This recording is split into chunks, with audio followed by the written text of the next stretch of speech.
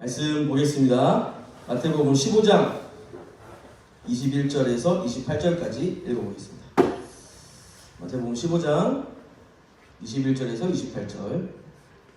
제가 한 절, 여러분이 한 절 교독하겠습니다. 예수께서 거기서 나가사 두로와 시돈 지방으로 들어갔으니 가난한 여자 하나가 그 지경에서 나와서 소리질러 이르되 주 다윗의 자손이여 나를 불쌍히 여기소서 내 딸이 흉악하게 귀신 들렸나이다 하되 예수는 한 말씀도 대답하지 아니하시니 제자들이 와서 청하여 말하되 그 여자가 우리 뒤에서 소리를 지르오니 그를 보내소서. 예수께서 대답하여 이르시되 나는 이스라엘 시대에 잃어버린 양에게는 다른 데로 보내심을 받지 아니하노라 하시니 여자가 와서 예수께 절하며 이르되 주여 저를 도와주소서. 대답하여 이르시되 자네의 떡을 취하여 개들에게 던짐이 마땅하지 아니하니라.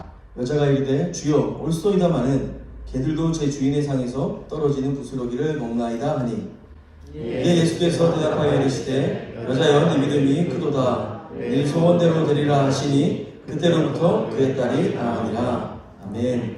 오늘 우리에게 주시는 하나님의 말씀입니다. 네, 자리에 앉으셔도 좋습니다. 교회는 사실은 이 본문을 예수님을 좀 변호하기 위해서 많이 노력을 했습니다. 예수님이 이렇게 소위 이 한 여인을 향해서 이렇게 개라고 지칭할 만큼 이렇게 얘기하실 분이 아니지 않나? 그래서 그걸 변호하기 위해서 참 많은 노력들을 해왔었습니다. 이 이야기에 대해 우리가 통념적인 이해는 이렇죠. 예수님의 이 냉담한 시험을 통과한 이방 여인의 끈질긴 기도. 기도는 이런 거예요.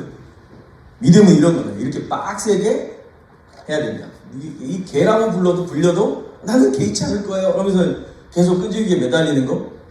그게 진짜 믿음이다. 뭐 이런 식으로 이제 얘기를 많이 들어봤을 텐데요.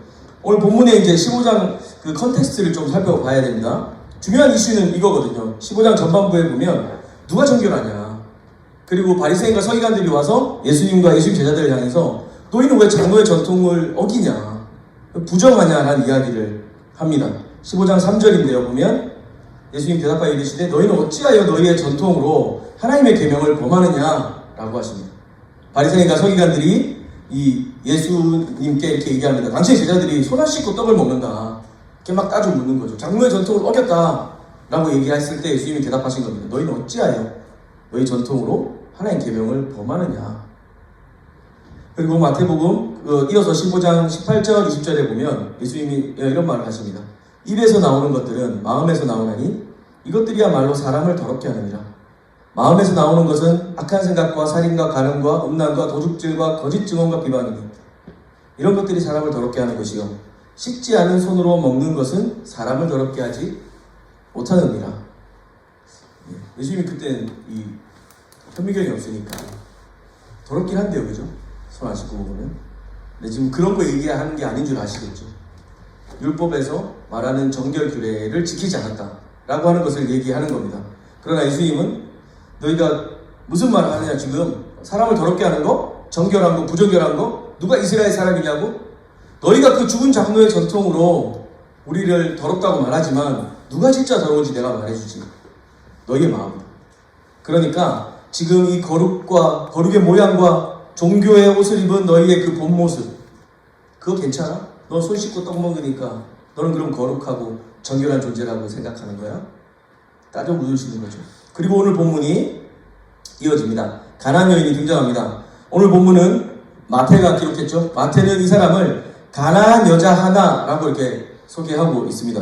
또한 이 여인을 소개하는 하나의 더 힌트가 있는데 뭐냐면 그녀에게는 흉악하게 귀신 들린 딸이 있었다라고 더해서 이야기합니다.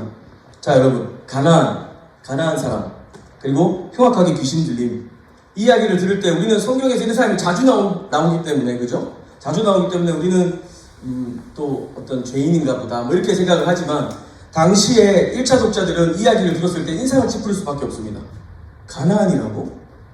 가나안은 하나님께서 이스라엘 백성에게 약속하셨던 젖과 꿀이 흐르는 땅이기도 했지만 그 가나안 사람들을 지칭할 때는 그 죄와 또 그 부정결과 하나님을 거절하고 거룩하지 못한 백성들에 대한 상징이었습니다. 그들은 상종하지 않을 뿐더러 그들이 언급되는 것조차도 기분 나빠했었다고 합니다. 절대 함께할 수 없는 일이죠. 근데 여기 등장하는 주인공은 가나안 사람입니다.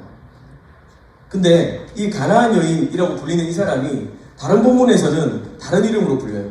마가복음에 가시면 이 사건이 또 나오는데 그때는 수로보니게 여인이라고 나옵니다. 뭐 수로보니게 지역 이름이에요. 수리아 더하기 뭐 페니키아 이렇게 보시면 됩니다. 수리아는 시리아죠.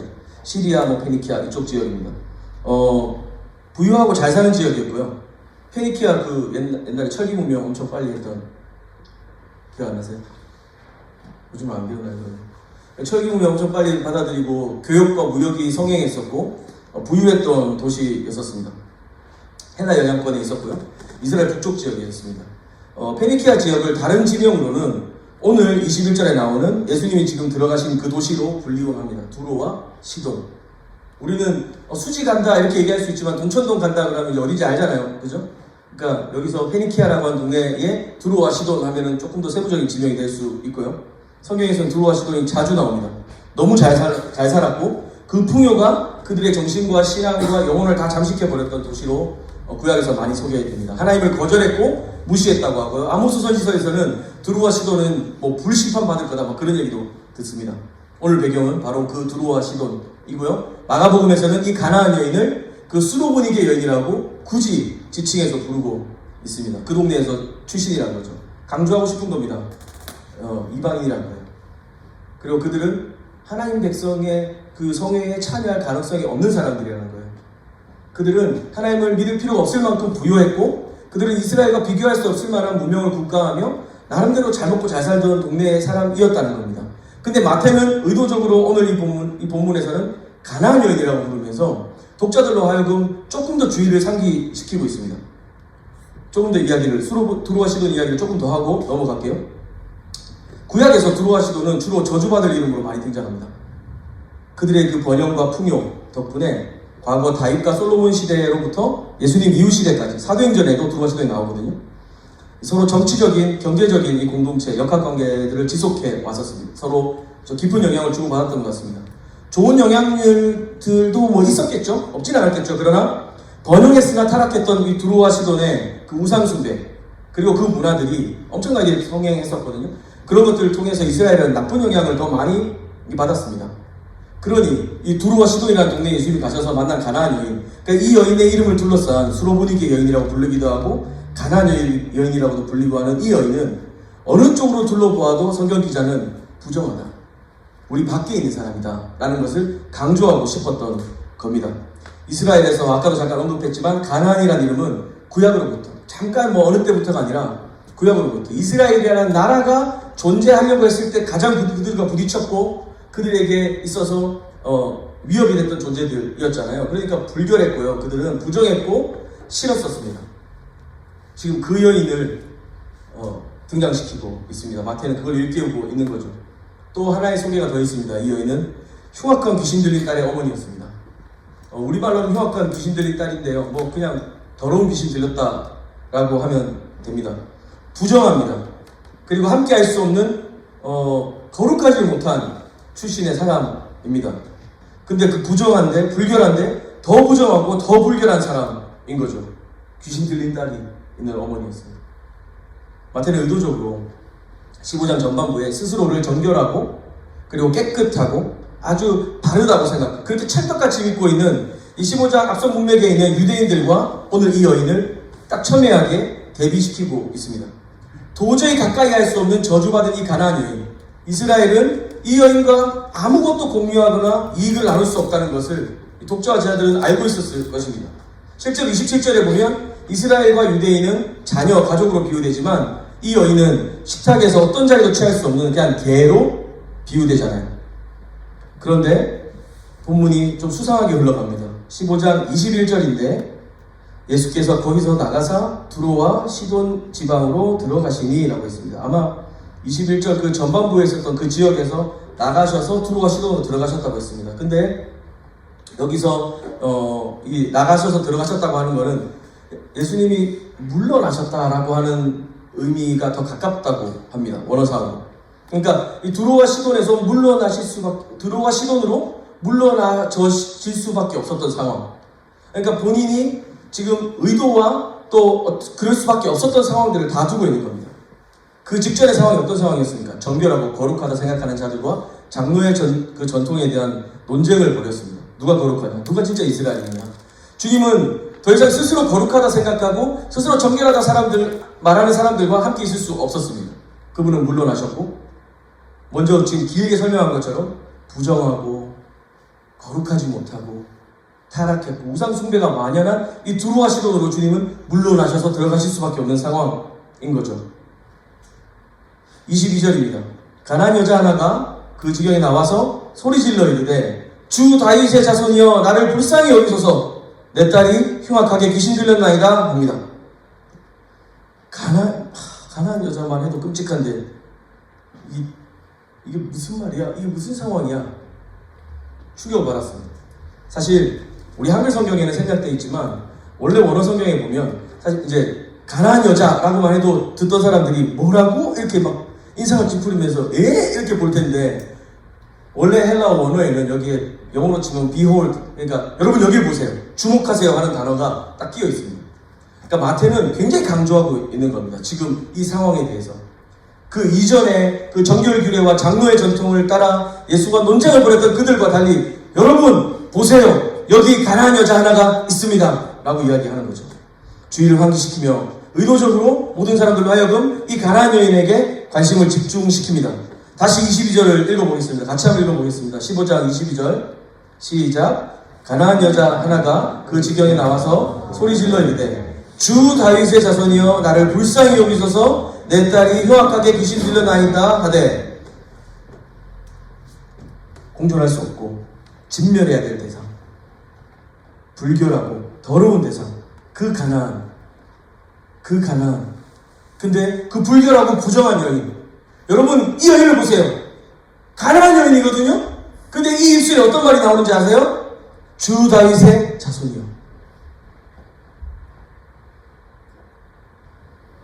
15장 전반부에 율법에 정통했던 사람들, 신앙생활 열심히 하고요. 어릴 때부터 교회 다녔고요. 모태신앙이고요. 교회에서 봉사 많이 하고요. 사역도 많이 하고요. 훈련도 많이 받은 사람들을 바리새인과 서기관이라고 만약에 한다면요.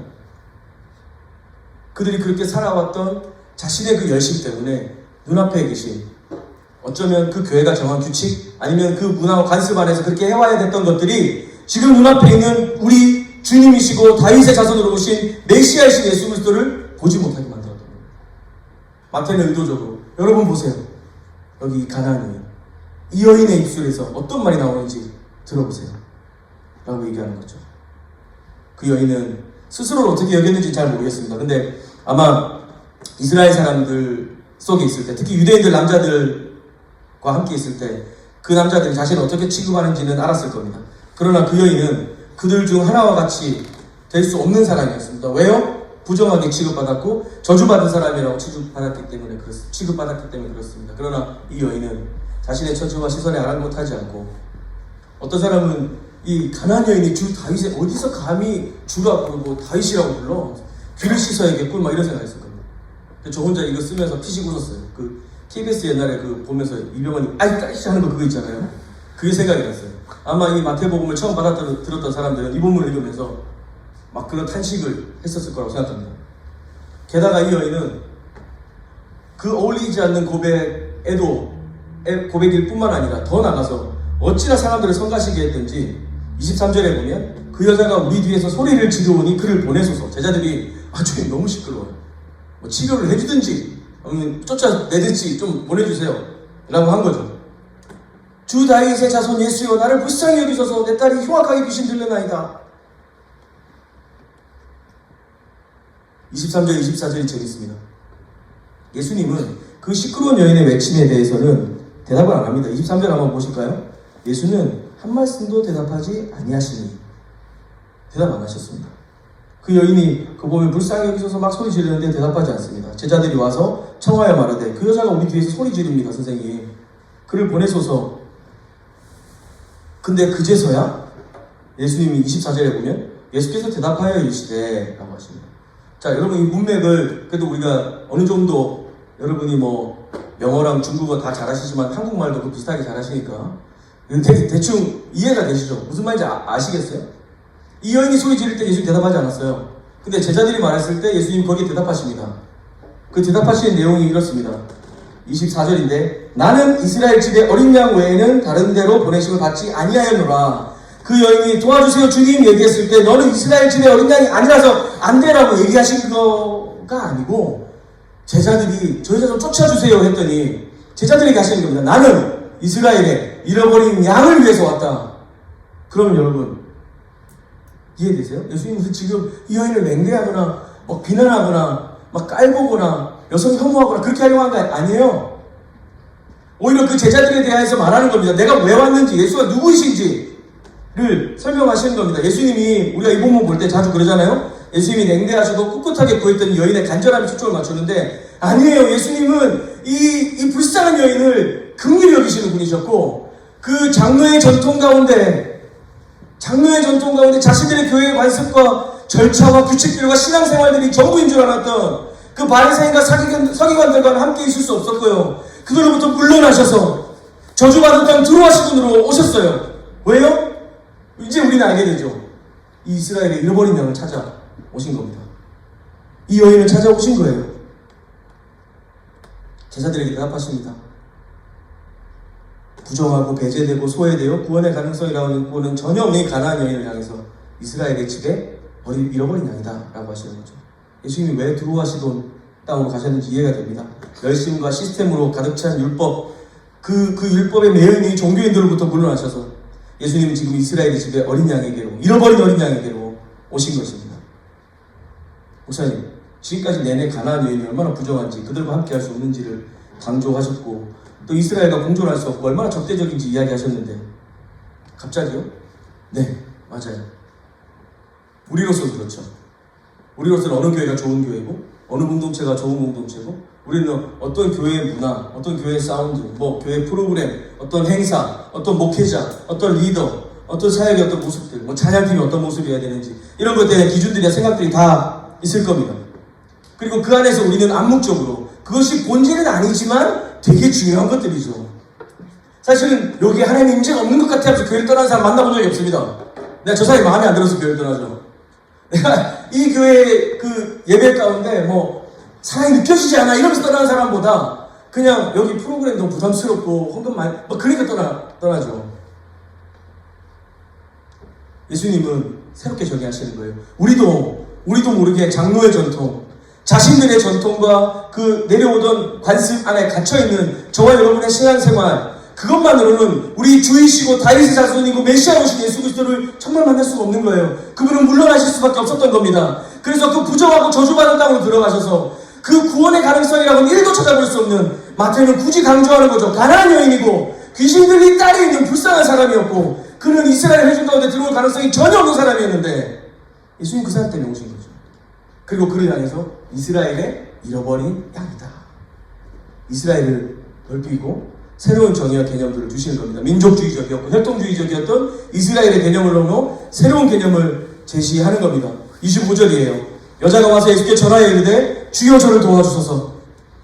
대답하여 이르시되, 예수님이 말씀하신 거죠. 자녀의 떡을 취하여 개들에게 던짐이 마땅하지 아니하니라.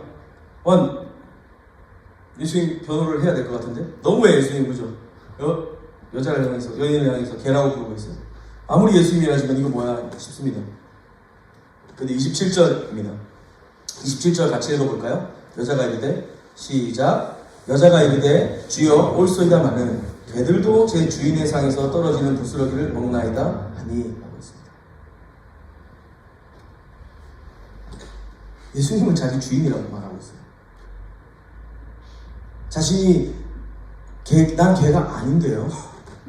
그렇게 설명하고 지금 자신의 신분이나 자기의 노력이나 내가 얼마나 예수님 사랑했는지, 예수님 저를 잘 모르시지만 저는 두루와 시돈에서 예수님을 잘 알고 있었단 말이에요. 그런 거 얘기하지 않고 예수님을 주인이라고 강조하고 있어요. 그리고 개들도 즐길 권리가 있는 이 식탁에서 떨어지는 부스러기라도 저에게 주십시오. 네, 맞습니다 주님. 맞습니다. 그러나 그런 개들도 주인의 식탁에서 떨어지는 부스러기는 먹을 수 있잖아요. 얘기하십니다.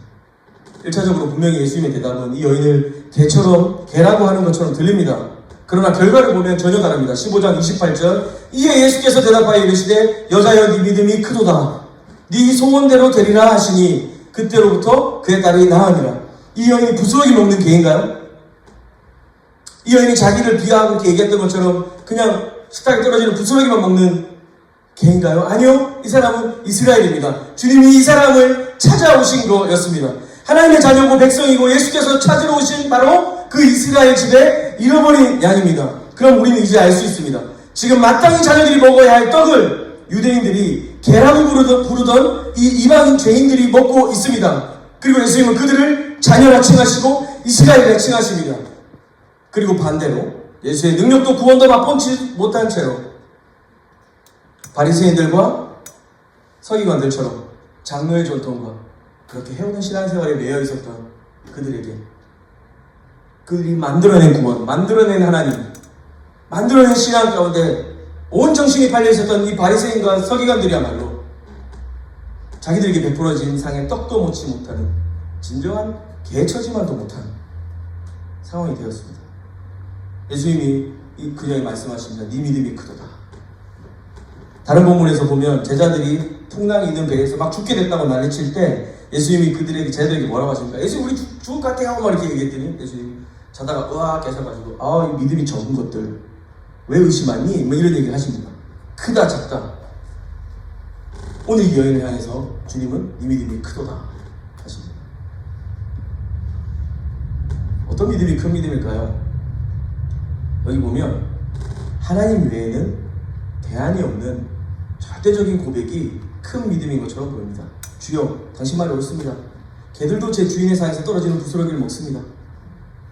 이 여인은 작은 하나님으로부터 작은 은혜라도 입을 수 있다면 주인의 개가 되어도 좋다라고 하는 의미죠. 자신이 어떤 칙을 받는지가 중요한 문제가 아니었고 오직 하나님께서 베푸시는 그 은혜에 간절했고 이 여인에게 플랜, 베스트, A, B, C, D, E는 다 예수님이었습니다. 다른 방법이 없었어요. 그와 비슷했던 사람이 있습니다. 시편 70편 5절입니다. 나는 가난하고 궁핍하오니 하나님이여 속히 내게 임하소서. 주는 나의 도움이시오 나를 건지시는 이시오 여호와여 지체하지 마소서. 다윗의 고백입니다. 여러분 믿음이 크다는 것은 막 이렇게 큰 집회에 할렐루야 이렇게 하고 막 몇만 명 들썩 그런 게 큰 믿음이 아닙니다. 이번에 헌금 3억이 필요합니다. 크게 3번 주여 외치고 헌금합시다. 이런 게 큰 믿음이 아니에요. 내가 뭐 10년씩 기도를 했고 내가 목사를 한지 몇 년인 줄 알아? 이런 거 큰 믿음이 아닙니다. 지금 주님 말씀하시는 큰 믿음은 어떤 거예요? 가난한 심령입니다. 주님 외에는 방법이 없는 가난한 심령입니다. 그 그녀가 무엇을 가졌고 어떤 형편의 사람이든지 간에 성경 그렇게 설명하지 않죠. 드로아 시돈의 이 부유한 시대 속에 살아가는 여인이었겠지만 이 여인은 자신이 가진 돈이나 번영과 그 도시의 문화로 해결되지 않는 자신의 딸의 문제를 두고 혹은 자신의 처지를 두고 진짜를 발견했던 겁니다. 그 드로아 시돈 멀리서 저주받고 미움받고 배제당하고 소외받던 땅에 살고 있었지만 그녀는 거기에서도 알았습니다. 예수라는 사람이 있는데 그가 주입니다. 그가 여호와 하나님이 약속하신 하나님의 사람이다 라고 하는 것을 알았습니다. 돈의 힘 아래 권력과 세상의 힘 아래 눌려있었고 페르키아의 번영과 헬라 제국의 영향 아래 있었던 그 여인이 그것으로 채워지지 않았습니다. 그 여인의 공허함과 슬픔 가득 차있는 갈망 그리고 흉악한 귀신에 들려버린 딸의 인생 바닥이고 뭘 노력해봐도 아무것도 되지 않는 그 모습이 사실은 당시 이스라엘의 모습이었을 겁니다. 오늘날 우리의 모습이기도 합니다. 그렇게 사치와 우상숭배와 만몬의 위력에 매여 사는 우리 모습이죠. 그러던 어느 날 예수께서 물러나 두로와 시돈으로 오실 때 예수의 목적과 소문을 듣고 달려와 누가 말려도 듣지 않고 예수께 소리질러 외치는 이 여인의 간절함이 만나 오늘의 이 사건이 일어난 겁니다. 예수님이 네 믿음이 크도다 라고 하시는데 풍요와 제국의 힘과 그 번영이 아니라 그녀의 인생의 문제를 반드시 예수 그리스도가 필요했고 그분만이 해결할 수 있었다는 사실을 고백한 겁니다. 돈이나 배부름이나 성공이나 그런 것들이 이 여인에게는 현실이 아니었고 오직 예수 그리스도만이 현실이었던 겁니다. 그분만이 가능했던 거죠. 오늘 이 짧은 본문에 이 이방 여인 가나안 여인이 예수님을 주라고 고백하는 장면 4번 등장합니다. 마태는 이야기하는 겁니다. 이 부정한 여인이 그리고 황제를 큐리오스 주라고 모시고 철떡같이 믿고 살아가는 두로와 시돈에 살던 이 여인이 예수님을 주라고 고백하는 큰 믿음이 있었던 사람이라는 것을 이야기하는 겁니다. 우리는 대안이 너무 많죠. 우리 마음은 너무 부유합니다. 여기 아니라도 갈 수 있는 교회도 많이 있고 또 여러분이 꼭 예수님, 그러니까 제가 뭐 매주 교회 와야 된다 말을 하는 건 아니에요. 그렇지만 오면 좋겠어요. 근데 어떻게 얘기해야 되죠? 목사는 굉장히 어렵네요. 우리가 그렇게 규칙적이고 반복적이고 어릴 때부터 해왔던 신앙생활들을 계속 영위하고 잘 이어가는 것도 감사한 일입니다. 그러나 그것만으로 우리에게 진짜 구원과 믿음과 복음이 작동한다고 생각한다면 그 순간 우리는 멈춰서야 될 거라고 생각합니다. 주님은 그거 큰 믿음이라고 보지 않습니다. 오히려 장로의 전통에 매여서 우리 눈앞에 있는 예수 그리스도를 발견하지 못하고 예수가 물러가게 만드는 일일 수도 있습니다. 우리 개인으로 생각해 볼까요? 우리 자신, 우리는 하나님이 주신 그 구원과 우리가 어떻게 주님 앞에 용납되고 수용되었고 사랑받았고 구원받았는지를 잘 기억 못합니다. 그래서 우리는 대접받아야 됩니다. 우리는 존중받아야 되고요. 내가 어떤 대우를 받는지에 관심이 많습니다.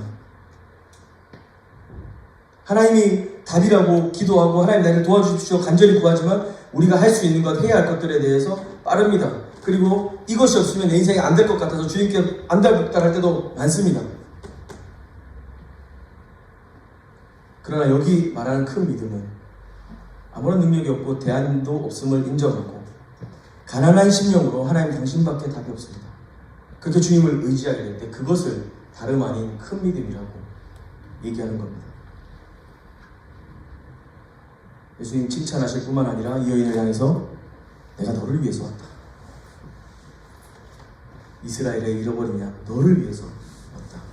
무엇이 거룩이고 정결이냐 종교의 허울 뒤에 숨어서 마음이 부패한 우리가 과연 정결합니까? 우리가 하나님의 백성입니까? 주님 물으시는 겁니다. 아니라고 하는 거죠. 보아라 이 가난한 여인을 보아라 이 부자한 여인을 보아라. 그러나 그 입술의 고백에 그리스도를 주라 고백하고 하나님 나라의 왕으로 오신 메시아로 오신 예수를 주인으로 붙잡고 있는 이 여인이야말로 참 이스라엘이고 이 여인의 고백이야말로 큰 믿음인 것이다 라고 이야기하시는 겁니다. 우리에게 큰 믿음이 필요합니다. 더 세게 많이 열심히 믿으란 말 아니고 예수에 대해서 정확히 알고 그분이 어떠한 분이신지 그분의 삶을 따라가고 그분을 경험하며 누려가는 그런 믿음 생활들이 필요합니다. 때로는 어려움도 있을 겁니다. 그리고 잘 이해되지 않을 때도 있고 많이 배웠다 생각했는데 아무것도 아닌 것처럼 여겨질 때도 있을 겁니다. 그리고 나는 이미 충분히 기도했고 많은 것들이 내 마음에 채워졌다고 생각했는데 또 새로운 환경에 그냥 쓰러져 보이고 넘어진 나를 보면서 기독교 신앙이 진짜 의미가 있나 생각할 겁니다. 사실은 그럴 때 우리에게 이 관습, 전통이라는 것은 익숙하고 편할 뿐더러 힘이 되기도 하죠. 내가 그래도 새벽 기도를 매번 왔는데 내가 주일에 한 번 빠지지 않았는데 사실은 이 생각은 너무 우리로 하여금 안전하고 힘을 줄 때도 있습니다. 그런데 여러분 다시 한번 여러분에게 도전합니다. 우린 큰 믿음이 필요합니다. 우리가 얼마나 자격 없는 은혜를 소유한 사람인지 기억하십시오. 우리를 찾아오신 예수 그리스도의 놀라운 사랑과 계획을 신뢰하십시오. 하나님 외에 다른 것들을 덜 사랑해야지. 내가 게임을 너무 좋아하는데 게임을 줄여야지. 내가 음식을 너무 좋아하는데 음식을 줄여야지. 내가 너무 여자친구를 좋아하는데 여자친구를 좀 줄여야지. 그렇게 하는 게 아니고 있으면 줄일 수 있는데 없으면 못 줄이고 어쨌든 다른 것들을 덜 사랑하려고 노력하기보다 우리는 하나님을 더 사랑해요. 하나님을 더 사랑해야 됩니다. 그분이 우리 인생의 전부이시고 우리의 베스트 플랜이시고 플랜 A, 플랜 B, 플랜 C, 플랜 D가 되신다는 사실들을 믿는 겁니다. 그리고 그렇게 그 주님께 당신이 내 주인이십니다. 주님이십니다. 라고 고백하는 겁니다.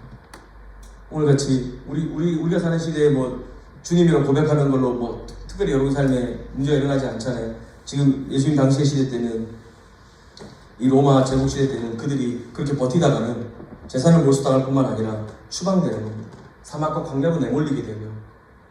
버려진 인생 됩니다. 그 박해를 피하기 위해 숨어들기도 했었고요. 그러나 그들이 포기할 수 없었던 건 뭐였냐면 예수를 주라고 고백하는 거였습니다. 그들은 예수를 주라고 고백하면서 입으로만 말하고 삶을 다르게 살 수가 없었기 때문이죠.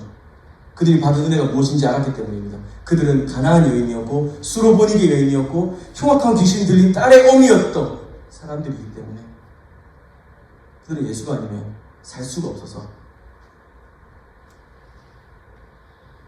예수님을 주라 부르고 삶은 다르게 살 수가 없었던 겁니다. 오늘 우리는 다르죠. 그러나 여러분 기억하십시오. 골로새서 1장입니다. 그가 우리를 흑암의 권세에서 건져내사 그의 사랑의 아들로 옮기셨으니 그의 아들 안에서 우리가 속량고 죄사함을 얻었도다. 우리의 죄사함, 우리가 구원받았다고 하는 사실들은 아예 새로운 나라로 옮겨진 겁니다. 삶의 양식과 방법이 달라져야 됩니다. 예수님을 주라 고백하는 사람, 모르긴 몰라도 이 여인의 행동과 이 여인의 삶을 우리가 영화로 볼 수 있다면 더 주목해보고 싶습니다.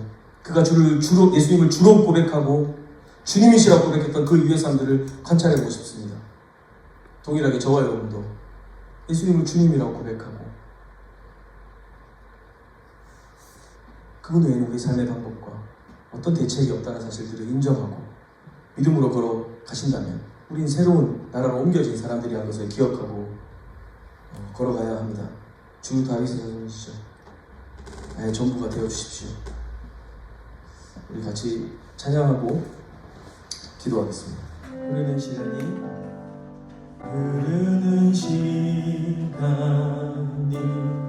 한숨만 남기고 반복된 실패 속 지쳐갈 때 내 맘의 소망이 눈물 조각 될 때 내 곁에 다가와 부르시네. 한 번 더. 흐르는 시간이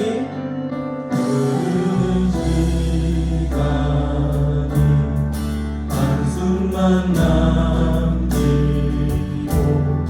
반복된 실패 속 지쳐갈 때 내 맘의 소망이 눈물 조각 될 때 내 곁에 다가와 부르시네. 고백합시다. 주님의 시선 나를 비추시고 상처난 내 맘 만지시네.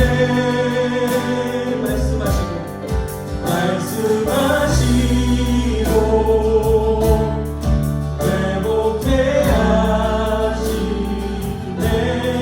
주의 사랑이 다시 살게 하물러 주님의 시선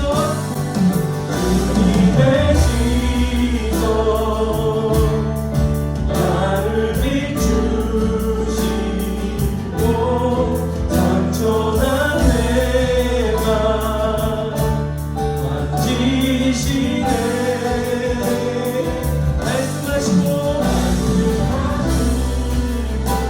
회복해 하십니다. 회복해 하시네. 주의 사랑이 다시 살게 하시네. 주를 봅니다. 지금 이곳에서 주를 봅니다. 지금 이곳에서 주를 봅니다. 지금 이곳에서 주를 봅니다. 네. 지금 이곳에서 고백합시다.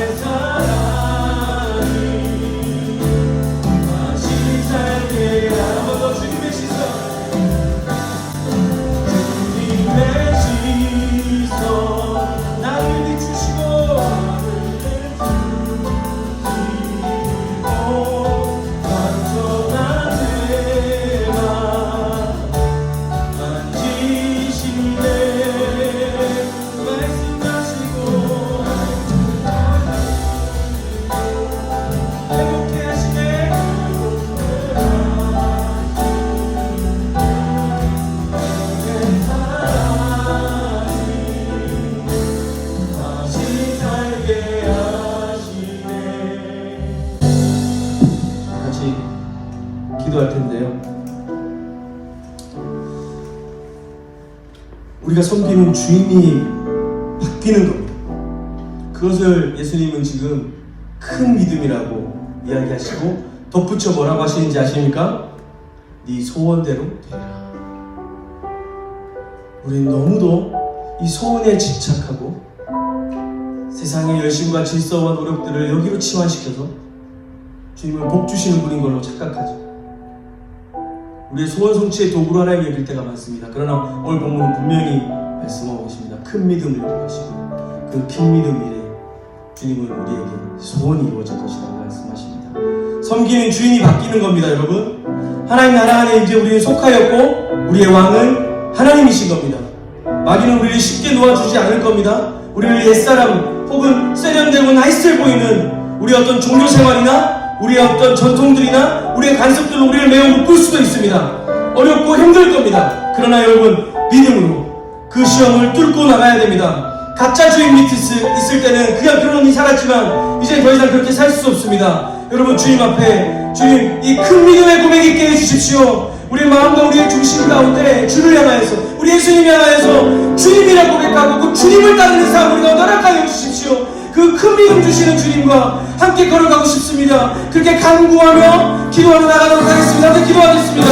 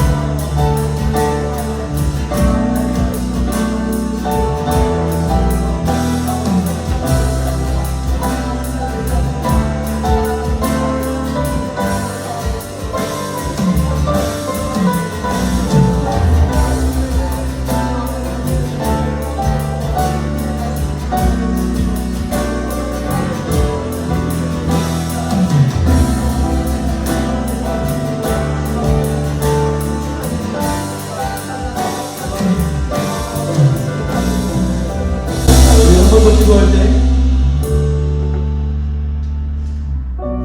좀 이렇게 고백했으면 좋겠습니다. 주님, 나는 그때 이 고백을 살아낼 힘이 없습니다.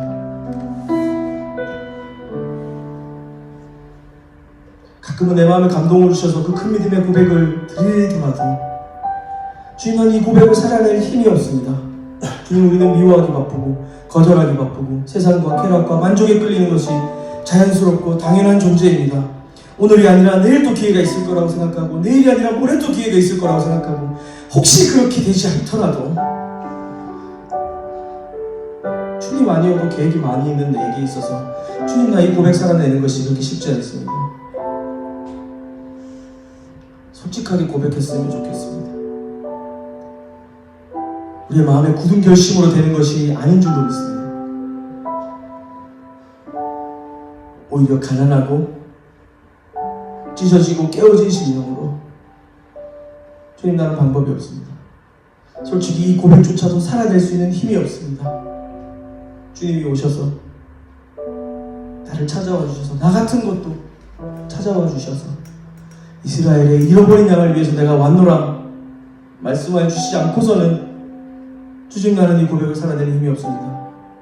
주님이 필요합니다. 주님을 더 알아가고 싶습니다. 주님, 내 고백에 합당한 삶으로 나를 인도하여 주십시오. 성령님 오셔서 나를 붙잡아 주시고 이 고백에 합당한 삶으로 나를 인도하고 이끌어 주시옵소서. 주님의 그 은혜가 필요합니다.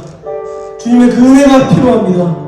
긍휼하심으로 우리의 삶을 붙잡아 주시옵소서. 다시 한번 주님 앞에 솔직히 우리의 연약함들을 고백하고 인정하며 우리의 가난한 심령 안에 하나님 주님의 사랑과 은혜와 긍휼이 필요하다는 고백으로 함께 기도하며 나가도록 하겠습니다. 다시 기도하겠습니다.